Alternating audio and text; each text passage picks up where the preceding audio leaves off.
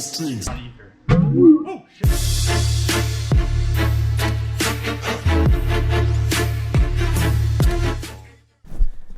What's up, guys, and welcome back to the channel. If you don't remember the last video, this thing we tried to get a start, didn't start. And my brother right here is actually the last person to drive it. Yep, It was running. So what happened? What went wrong? Well, so we drove it. Boy, I don't even remember where it was from. I want to say Like Silverthorne. Yeah, Silverthorne, somewhere up there, maybe Evergreen. I think it was Delta is technically where it was. Yeah. So we're driving it back. He had just had a birthday, and he's like, "Hey, drive this thing back." Well, I was an Evo. Yeah.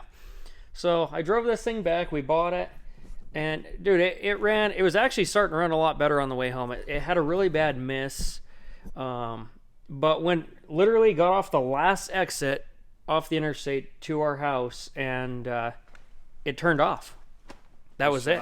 It wouldn't start again. It just turned off, and that was the end of it.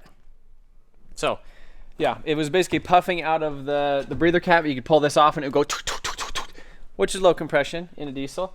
But one of the things I've actually found out, Ronnie, is the IPR isn't actually working. So it doesn't have any injection pressure. So the thing is do you think I should replace the IPR in this thing tonight and see if it runs, or do I just say screw it, pull the cab, and swap that other engine? I say we do the IPR, see if we could get it running, and then maybe that engine needs something simple. It could just be the O-rings on the injectors. O-rings, yeah, I mean, there's a bunch of things that could cause it to actually get a lot of blow-by like that. But I think if it was running, it would be fun just to kind of...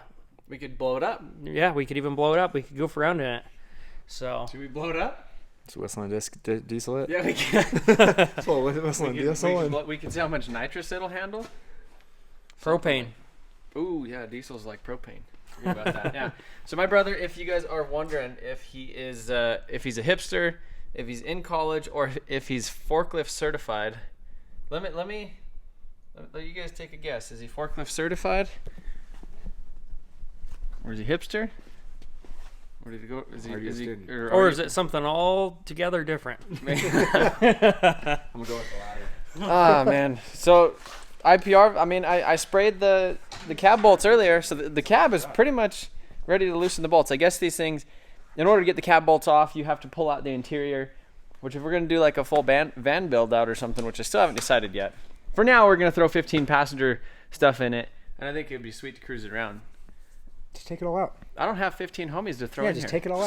So my idea with it originally was for him to lift it up even more and do like that military tan, that khaki color with the rhino lining. The Line-X? Yeah, the Line-X, the rhino lining. Do that, put a rack on the top with spare tires, That's what I said. stuff like that, and really just make it a really fun off-road rig. Paint the frame. Coat the frame. That's a lot of work. Well, But we've got to frame off it for anything. yeah, I mean, you could. But that was my plan, is lift it up, rhino it, and just really have a good time with it. I think it would be fun off-road, man. All right, so IPR, yeah? IPR, and dude, think about this. You get this thing going, I have my 4BT Cummins, and we could go up in the mountains and just go on some rocky, nasty trails and have a good time. Yeah, I think this thing would be a freaking lumber wagon on some rocky trails. I don't think this thing would be the thing for rocky trails. The 4Runner would be good for rocky trails, which we could tow behind this if we wanted to. But we're going to figure it out.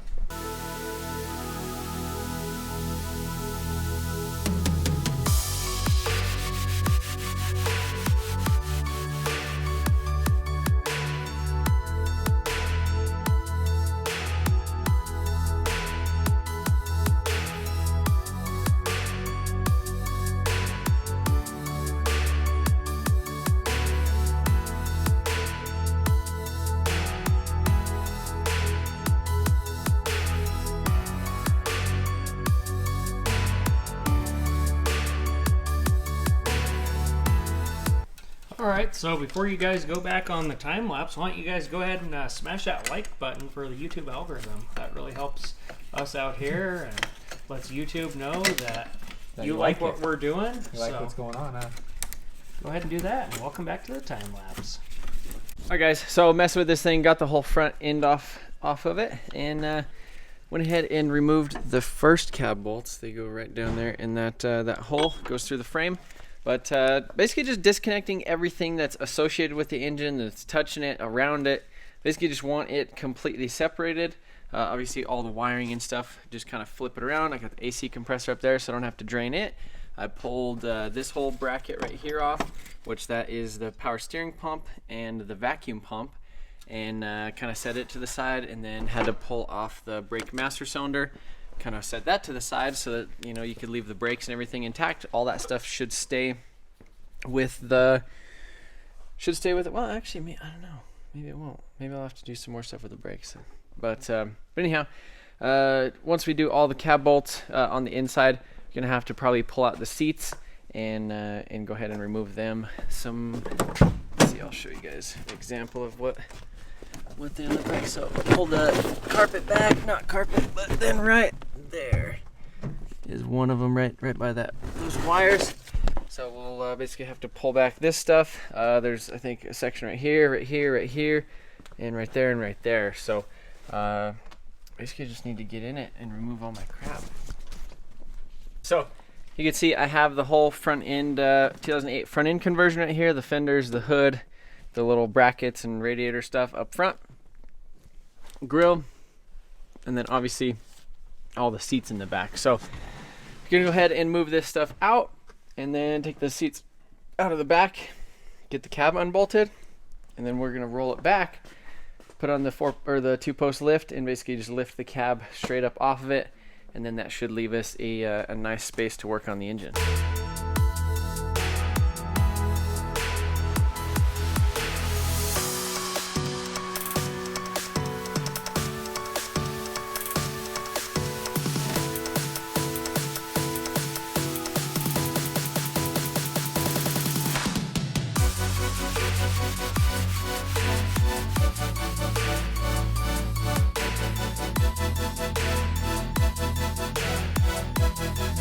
So what do we got in here? Well, it was almost meant to be, man. This thing even comes with silverware. Ooh. You've got a water bottle for when you're out hiking. So I mean, it was meant to be a camper van. Some deteriorated Nerf guns. Like it comes with the supplies that you need for camping. Yeah, so the cool thing is how these seats are kind of mounted in here. They're on these little brackets. So you basically push that bracket forward. I think. Okay. Then you just give it a little bit of a kick.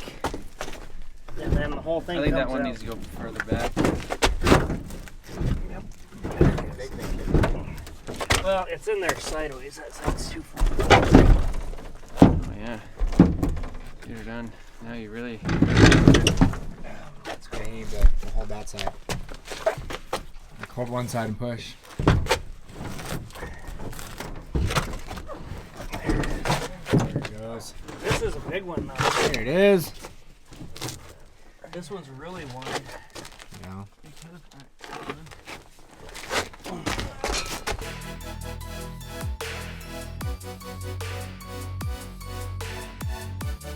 So right here.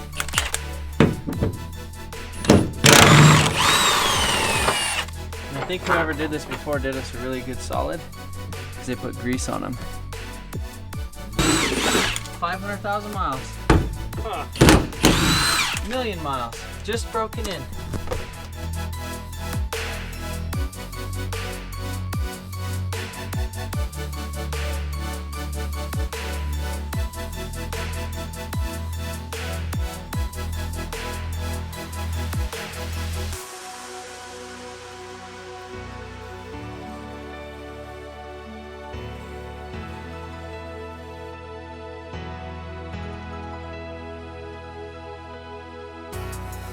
Alright guys, so the GSX has left the building. Currently messing with a couple little things on the MR2, throwing a new slave cylinder, or a master and a slave cylinder in it, just because the other one kind of made the clutch feel weird.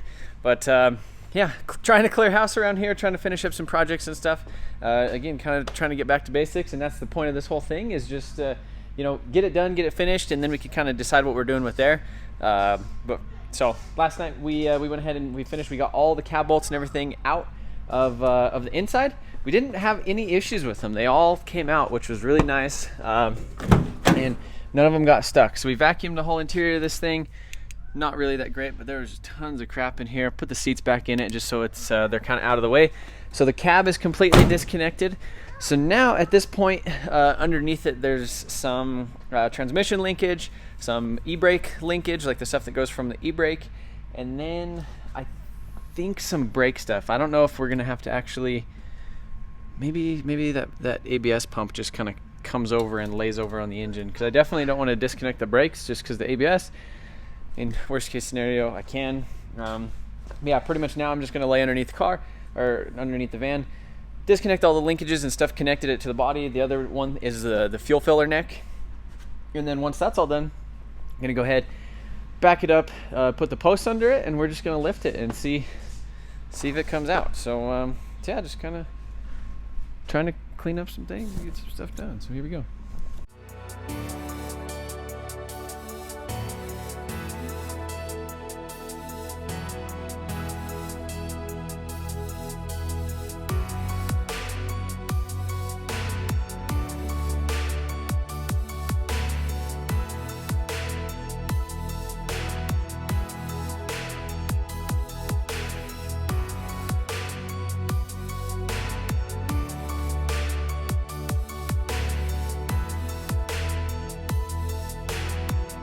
So as you can see, the body is up in the air, and it actually looks like we got something done. So I was a little bit concerned at first.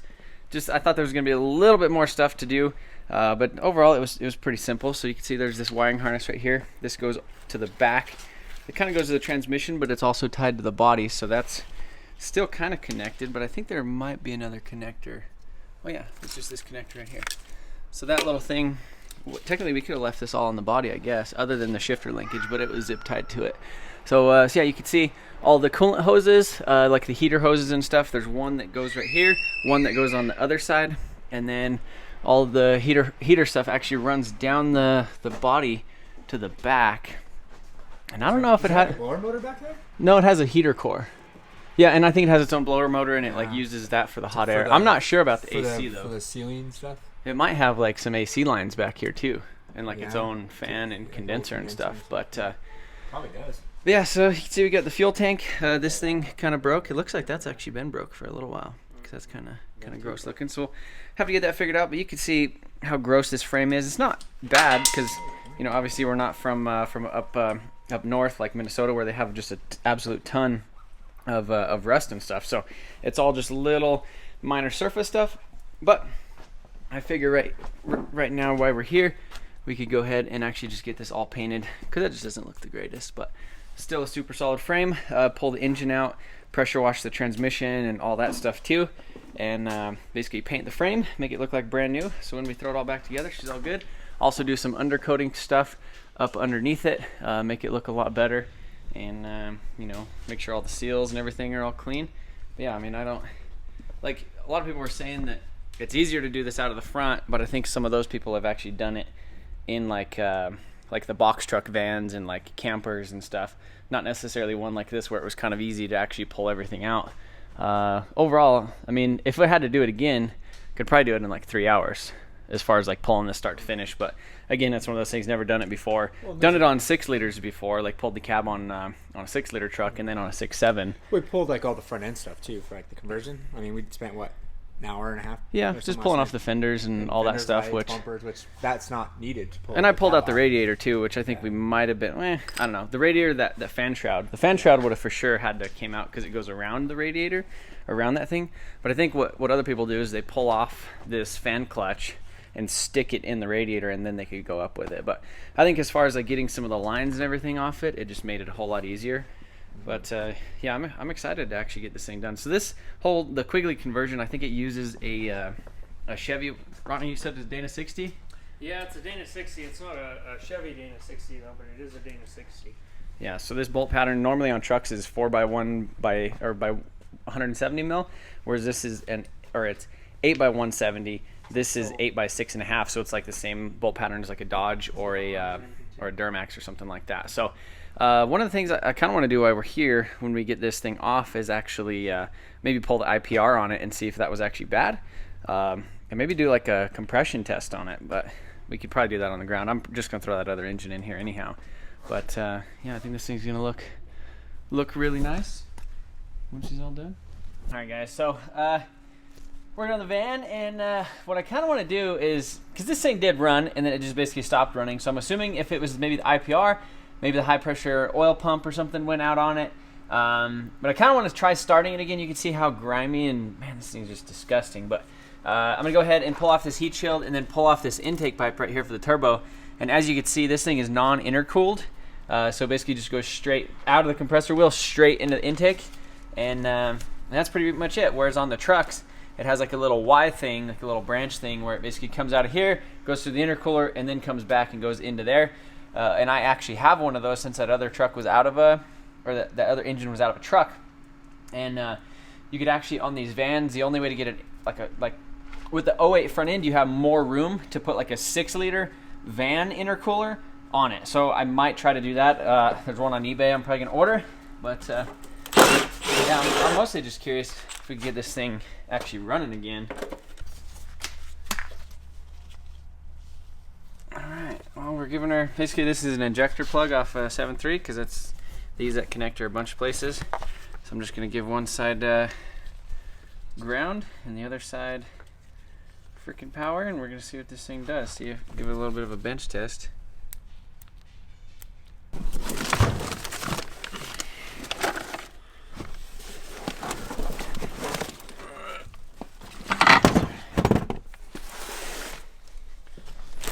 Damn. I think I have my old IPR too. Okay. So we can give this one a test. Because this one, it ran the truck, but it just, out of wide open throttle, it was kind of finicky.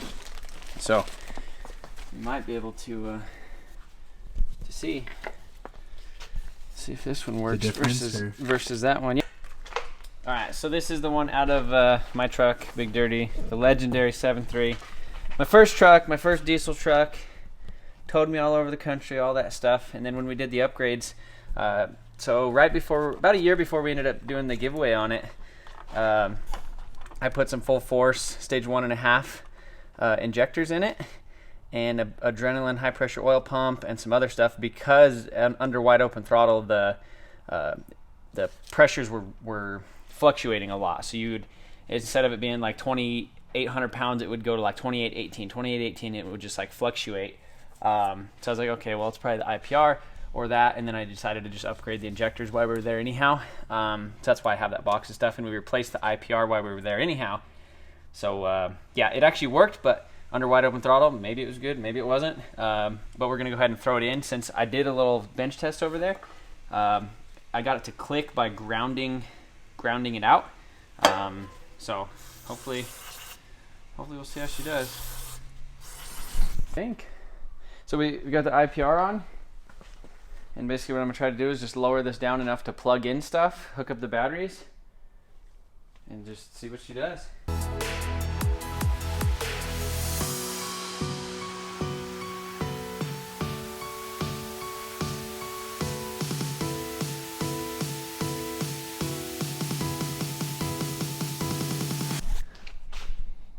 Test fire round 1. What we need is that frickin' starting fluid. Where'd it go? Oh, but they're gonna yell at you. They are going to yell at you. You're gonna blow this thing up, don't you know that?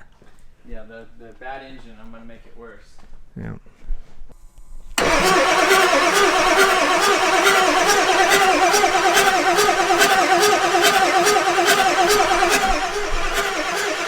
not sound good. Yeah, shit. Cody's truck didn't sound that impressed when I sprayed it on ether. Mm-hmm. I was spraying a lot of ether in there, though. I was running it on ether. Oh, shit. Yeah. Is this still going? Yep.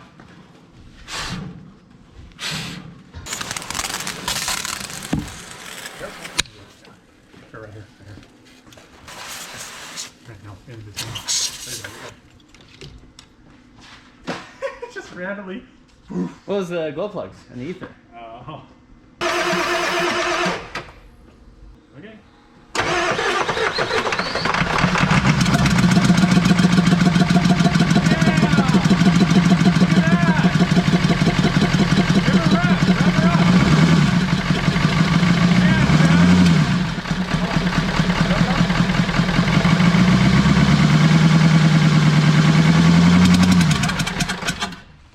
What was that? I don't know. That sounded like the high pressure oil pump. Oh, take off the glow plug thing. I did. I took it off right once it started. Can we try it again? Yeah.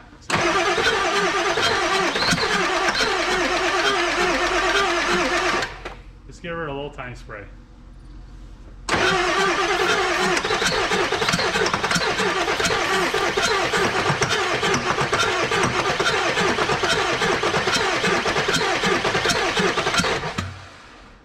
Guys, so one last final attempt to start this thing, and you've seen that we actually got it fired up on spraying just a ton of ether on it, hitting the glow plugs. We got the jumper cables going over there to the little glow plug thing, and then the reason why it actually caught on fire is because we sprayed a little bit of ether in it, or I think there was some residual ether in the intake manifold runners, and then when we had the glow plugs on there, you know, obviously one of the valves was probably open, and you know, the glow plug got super hot and just basically ignited that fuel, and then it just kind of you know, there's some oil and stuff down there, so grabbed the pressure washer hose and put it out real quick. But yeah, you could see when it actually did start running, there was a lot of blow by still, and even when it cranks it was still doing that. So the one thing that kind of tells us is that the IPR valve is actually working when I replace the IPR valve. So we're actually getting pressure now. So I let the battery voltage come up just a little bit to see. So still doesn't want to start with, you know, with no ether. Basically, we ran the can completely dry, just messing with it. So yeah, I don't know. Now is I don't have a diesel compression tester, so I can't actually test the engine. I think Harbor Freight actually might sell a diesel compression tester, because these things, they just have way higher compression than normal. But I'm almost saying that, you know, this engine is probably okay. When it fired up, it actually did sound smooth. You know, we could just have an issue with you know, maybe fuel injectors, or the high pressure oil pump, or obviously like the ICP, you know, injection pressure regulator, or the IPR and the ICP sensor, you know, all that stuff. There could just be a ton of things. So now it's like, do I chase my tail like trying to diagnose this thing, or do I spend like an hour pulling that thing out of there, probably like another hour or two slapping that other one in there that we know is good, we know that runs, and then just basically go from there. So it's like, I don't know. Let's I'm gonna go have some dinner and come back and think about it. Alright guys, so I just got back to the shop. I took the Mustang out and did some daily duty with it, which means I went to Harbor Freight and I got this overpriced compression tester. Don't worry, I used my 20% off coupon because you get like 300 emails from them, guys. But diesel compression tester. So what I'm gonna go ahead and do, I mean, no matter what, if I throw that other engine in there or not, or use this one or diagnose this one, whatever, I want to know whether it's good or not, so that way I could either sell it or rebuild it, or like, you know, rebuild it, put it in a Crown Vic. I don't know. Like I said before, I've always wanted to diesel swap a Crown Vic. I know a 6-liter would probably be better in there. But I do have, you know, I will have one of these things. Maybe we could just throw like all of the boost at it. But the legendary 7.3. I'm going to go ahead and pick the cab back up off of here. Just some simple connections, take the batteries and all that stuff out of it again. And we should be able to get this thing up in the air in hopefully about 10-15 minutes. And then what I'm going to do is just use the diesel, I'm going to pull off the valve covers, use the diesel compression tester to see if this thing's actually good, or maybe it just needs injectors and high pressure oil pump. But that doesn't really explain like the blow-by. Blow-by is by like ring gap and, you know, the worn out piston rings. We'll see.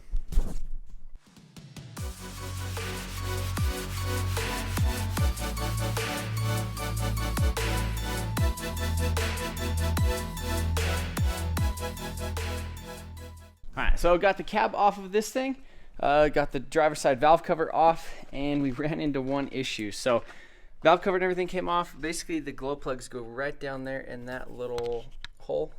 Let's see. You can see it down there. So that's where the glow plugs go. One of them actually broke off right here. So the little tip piece came off, and then I actually have it unscrewed all the way, but it just won't come out. So in that cylinder, this is the one that came out, and you can see this is the little piece that kind of belongs in there. And it kind of looks like a TIG welding, like the tip of your electrode, like if you buzz it off on something. So it almost looks like maybe this is just a bad glow plug or something. But I tried to do a compression test in that cylinder, or not in that cylinder, in the other cylinders. But this is a small 10 millimeter head right here, and this is probably like a 12 or a 13, or that's probably actually a ½ inch because that goes like air compressor style. So this is the wrong compression tester kit for this engine. I think they have the right adapter somewhere, and I have done a compression test on a 7.3 before, but I used a completely different compression tester. It was like a Matco or something. It does have this one right here where I believe you just go ahead and put like some O-rings and stuff in there, but due to the fact that it's probably an issue with that cylinder. Actually, nope, I don't think that one will fit either. It's probably an issue with that cylinder. Again, one cylinder is puffing quite a bit, and you could even hear it when it's cranking over. So that's why I'm just going to go ahead and make the executive decision to go ahead and just replace this thing real quick. I've already kind of spent a little bit more time diagnosing this thing and messing with it, trying to start it again and doing all that type of stuff, when I realistically could have just had the engine out of it today and already had that other one back in it, and all we'd have to do is clean the frame, paint it, and we would have been good to go. So yeah, I think that's going to be it for this video. We got the cab off it, and we did a will it start part 2, which it actually confirmed it will start, but the engine is hurt. So that's going to be it for this video, guys. I appreciate you guys watching, and we'll see you in the next one.